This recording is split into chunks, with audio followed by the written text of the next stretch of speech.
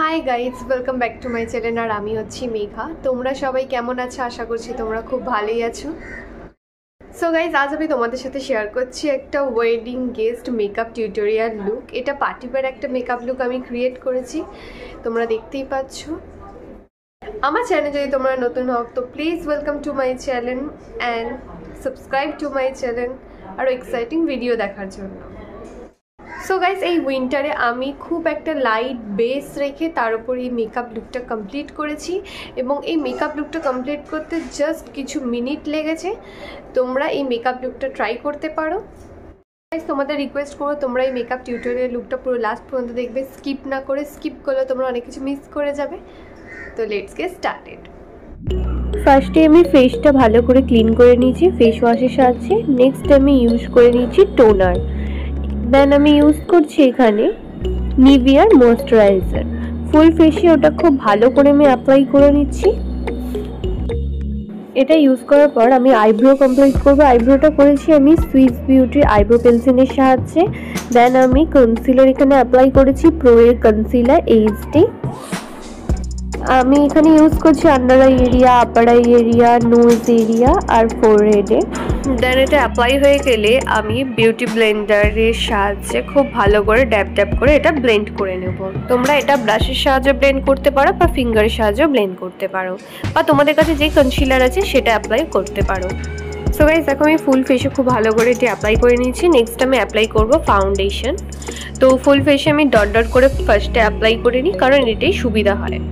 তো এইভাবে খুবই অল্প পরিমাণে নিয়ে আমি ফুল ফেসে ডট ডট করে অ্যাপ্লাই করে নিলাম।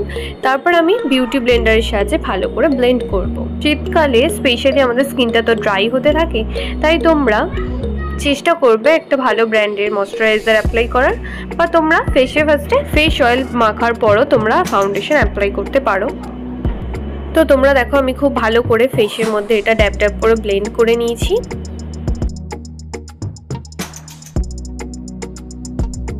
ব্লাশের জন্য আমি এখানে ইউজ করেছি সুইস বিউটি ব্লাশ। চিকসে এবং নোজ এরিয়াতে আমি অল্প করে ব্লাশ অ্যাপ্লাই করে নিচ্ছি।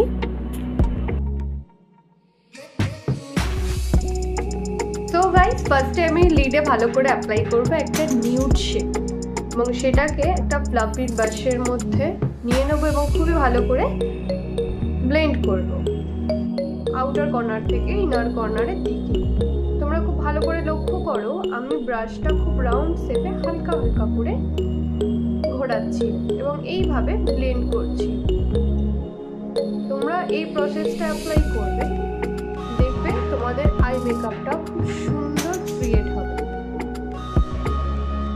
এবং সেটাকে দেখতেও খুবই সুন্দর লাগবে।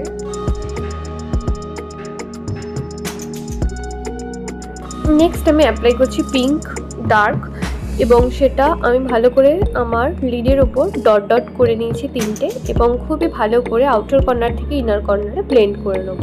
তোমরা যারা বিগিনার আছো তারা এইভাবে আই মেকআপ করবে, ভীষণ সুবিধা হয়, ট্রাস্ট মি। একবার তোমরা ট্রাই করে দেখতে পারো। নেক্সট আইতো সেম প্রসেস আমি অ্যাপ্লাই করব এবং তারপর নিয়ে নেব ব্রাউন শেড এবং সেটাকে আমি এইভাবে ব্লেন্ড করব খুবই হালকা করে আউটার কর্নার থেকে ইনার কর্নারের দিকে। নেক্সট আমি করব কাট ক্রিজ, তাই জন্য আমি কনসিলারটা এইভাবেই কাট ক্রিজে ইউজ করছি। তোমরা চাইলে কোনো ফ্ল্যাট ব্রাশের সাহায্যে ইউজ করবে তোমাদের সুবিধার্থে। তো এইভাবে কাট ক্রিজটা আমি দুটো আইতেই অ্যাপ্লাই করব। দেন আমি আমার ফিঙ্গারের সাহায্যে একটু ড্যাব ড্যাব করে ব্লেন্ড করব।